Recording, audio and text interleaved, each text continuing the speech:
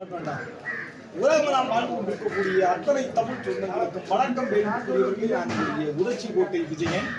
முன்னதாக ஒரு புராணம் மிக்க ஒரு வரலாற்று சிறப்பு மிக்க இடத்தில் நான் நின்று கொண்டிருக்கிறேன். அதாவது ராவணன் சீதையை கலைத்து வந்து சிறை வைத்த முன்துறை தெரியாமையில் இருக்கக்கூடிய முண்டன்முறை என்ற ஒரு வரலாற்று சிறப்பு மிக்க இடத்தில் அமைந்திருக்கக்கூடிய மிகவும் பிரசித்தி பெற்ற அருள்பாலிக்கக்கூடிய பகவதி அம்மனுடைய ஆலயம் இன்று திருவிழா நடைபெற்றுக் கொண்டிருக்கின்றது. பல்வேறு ஆண்டுகளுக்கு பிறகு பல இன்னல்களுக்கு பிறகு இங்கே இருக்கக்கூடிய ஊர் மக்கள் அனைவரும் தமிழக அரசோடு ஒன்றிணைந்து இந்த திருவிழாவை கொண்டாடி கொண்டிருக்கின்றார்கள். இந்த இடத்துக்கென்று ஒரு மிகப்பெரிய வரலாறு இருக்கின்றது. அதாவது முன்னதாக ராவணன் சிறையை வைத்த அந்த இடத்திலே பல முனிமார்களும் ரிஷிமார்கள் அனைவரும் இறைவனை வழிபடுவதற்காக ஆலயம் அமைத்து ஒரு தர்ம சாஸ்திரம் அமைத்த வரலாற்று சிறப்பு மிக்க இடம்தான் முண்டந்துறை. இந்த இடத்திலே இறைவனை வழிபடுவதற்காக பகவதி அம்மனை வழிபடுவதற்காகத்தான் இந்த ஆலயத்தை அமைத்திருக்கின்றார்கள். இந்த இடத்திலே இறைவனுடைய அருட்கடாட்சம் இருந்திருக்கிறது என்பது இந்த ஆலயத்துடைய வரலாறு. இந்த ஆலயம் முன்னதாக எப்படி இருந்தது, இப்போது எந்த நிலைமையில் இருந்த இந்த ஆலயத்தை இந்த ஊர் மக்கள் எவ்வளவு இன்னல்களை கடந்து ஒன்றித்து ஒரு ஒற்றுமையோடு திருவிழாவை நடத்தி கொண்டிருக்கின்றார்கள் என்பதை இந்த பதிவில் பார்க்கின்றீர்கள். இதோ இந்த பதிவிலே நம்மோடு இருந்து கொண்டிருக்கக்கூடியவர் இந்த ஒரு பல்வேறு ஆலயங்களுடைய நல்ல நல்ல தகவல்களை எல்லாம் ஊடகத்துக்கு கொண்டிருக்கக்கூடிய அன்பு அண்ணன் அனீஷ் அவர்களோடு இந்த பதிவை நான் தொடர்கின்றேன்.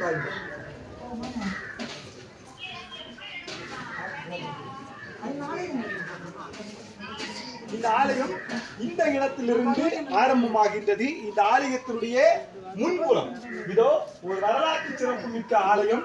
ஒவ்வொரு ஆலயத்திற்கும் ஒவ்வொரு சிறப்பு இருக்கும். இந்த ஆலயத்தினுடைய சிறப்பு இதோ திருக்கொடி மரம் இந்த ஆலயத்திலே மிக அழகாக மிக சிறப்பாக நிறுவப்பட்டிருக்கின்றது. இதற்கு அடுத்தபடியாக இந்த ஆலயத்தினுடைய மதிய வேளையிலே இறைவனுடைய இறை கருவறை இங்கே திறக்கப்படாமல் இருந்தாலும் கூட இந்த ஆலயத்தை சுற்றி பார்க்கின்ற போது அனைத்து இடங்களுமே ஒரு வரலாற்று சிறப்பு மிக்க பல தகவல்களை நமக்கு சொல்லித் தருவதாக இருக்கின்றது. அதாவது இந்த ஆலயத்தை சுற்றி பார்க்கின்ற போது பண்டைய திருவிதாங்கூர் சமஸ்தானத்தில் இருக்கக்கூடிய பல்வேறு மன்னர்களும் பல்வேறு அறிஞர்களும் ஆன்மீக தலைவர்கள் எல்லாம் வந்து இறைவனை வழிபட்ட ஒரு ஆலயமாகவே இந்த ஆலயத்தை சுற்றி பார்க்கின்ற போது உணர்வுகள் புரிகிறது. ஏனென்றால் இந்த ஆலயம் திருமலையிலே இருக்கக்கூடிய மகாதேவர் ஆலயம், குமரி மாவட்டத்துடைய உலக புகழ்பெற்ற பன்னிரு சிவாலயங்களுடைய முதல் ஆலயமாக இருக்கக்கூடிய சிவபெருமான் திருமலை மகாதேவருடைய ஆலயத்திற்கு அருகாமையில் தான் இந்த ஆலயம் இருந்து கொண்டிருக்கின்றது. இதோ வாருங்கள், இந்த பதிவுகளை எல்லாம் பாருங்கள். எவ்வளவு சிதலம் அடைந்து இந்த கட்டிடம் என்ன நிலைமையில் இருக்கிறது, இந்த கட்டிடத்தினுடைய நிலைமைகளை எல்லாவற்றையும் கடந்து இந்த கட்டிடங்கள் அனைத்தும் இன்னும் சீரமைக்கப்பட வேண்டும். இந்த ஆலயம் இன்னும் ஒரு புது வரலாறாக மாற வேண்டும் என்பதற்காக பல்வேறு மனிதர்களும் பல்வேறு நல்லுள்ளங்களும் ஒன்றிணைந்துதான் இந்த ஆலயத்தை நடத்தி கொண்டிருக்கின்றார்கள்.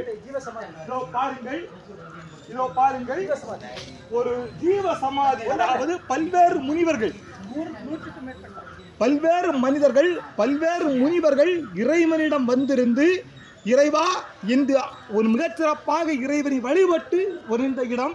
இதோ இந்த இடம் ஒரு ஜீவ சமாதி ஒன்றல்ல. இதை சுற்றி பார்க்கின்ற போது இதோ அடுத்ததாக இருக்கிறது. இன்னும் தொடர்ச்சியாக இதோ 100க்கும் மேற்பட்ட பல்வேறு வரலாற்று சிறப்பு மிக்க மனிதர்கள் வாழ்ந்து மறைந்து அவர்கள் இறைவனிடம் சரணாகதி அடைந்த ஜீவ சமாதி. இப்படிப்பட்ட ஒரு இடத்தை குமரி மாவட்டத்திலே இருக்கக்கூடியவர்கள், அதாவது இப்போது இருக்கக்கூடிய எந்த ஒரு தலைமுறைக்கும் நிச்சயம் தெரியாது. ஏனென்றால் பழைய தலைமுறை, அதாவது 1900 காலகட்டத்திலே இல்லை திருவிதாங்கூர் சமஸ்தானத்தில் வாழ்ந்த அந்த காலகட்டத்தில் வாழ்ந்த மனிதர்களுக்கு தான் இந்த ஆலயம் தெரியும். எப்படிப்பட்ட ஆலயம் இப்படி ஒரு நிலைமையில் இருக்கிறது என்பதை நீங்கள் பார்த்து கொண்டிருக்கின்றீர்கள்.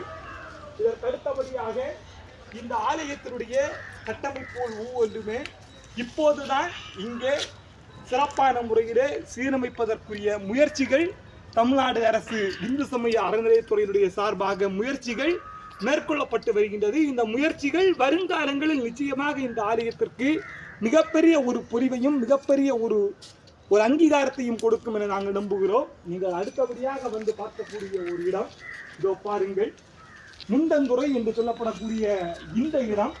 இந்த ஆலயத்தினுடைய கட்டமைப்பு ஒவ்வொன்றுமே இங்கே அழகாக பணிகள் நடைபெற்றுக் கொண்டிருக்கின்றது.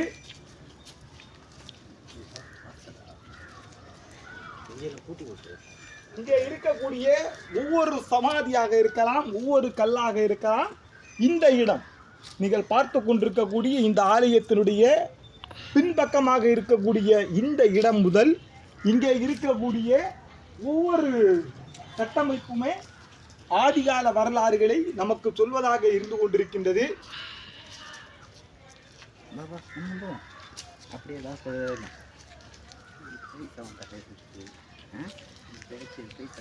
பாருங்கள், இதோ இந்த இடம்தான் முண்டந்துறை என்று சொல்லப்படக்கூடிய இந்த இடத்திற்கு சான்று.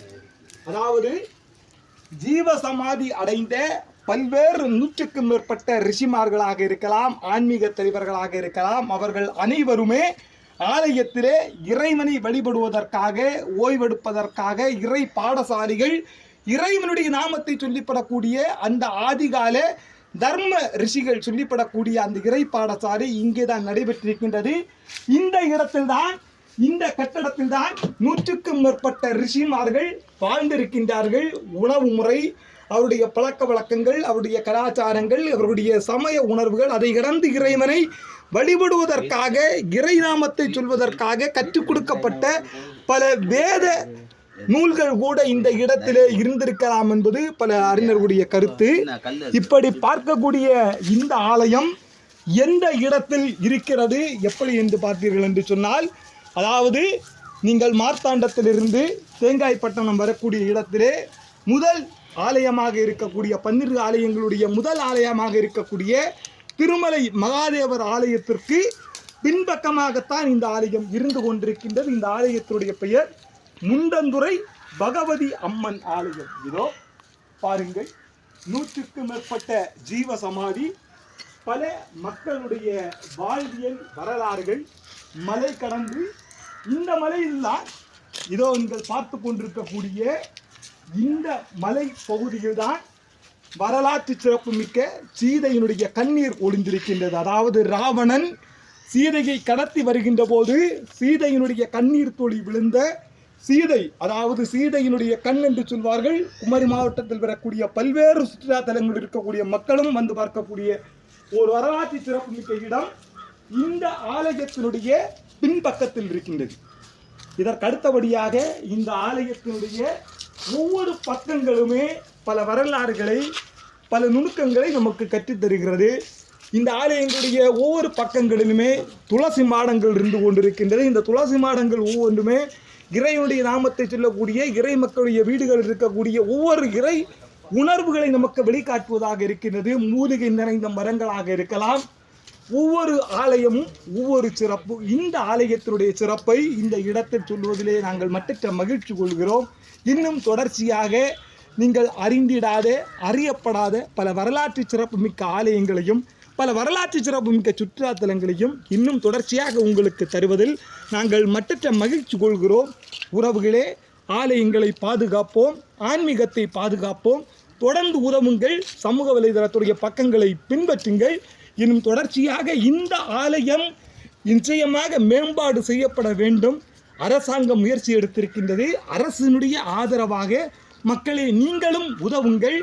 இந்த ஆலயம் தொடர்ச்சியாக மேம்பட்டு இந்த ஆலயத்தில் வரக்கூடிய வேண்டுதல் செய்யக்கூடிய அனைவருக்கு மக்களுடைய வாழ்க்கையும் சிறப்பாக மேம்பட இறைவனை வேண்டி விடைபெறுவது உங்கள் உதச்சிக்கோட்டை விஜயன் மற்றும் அனீஸ்.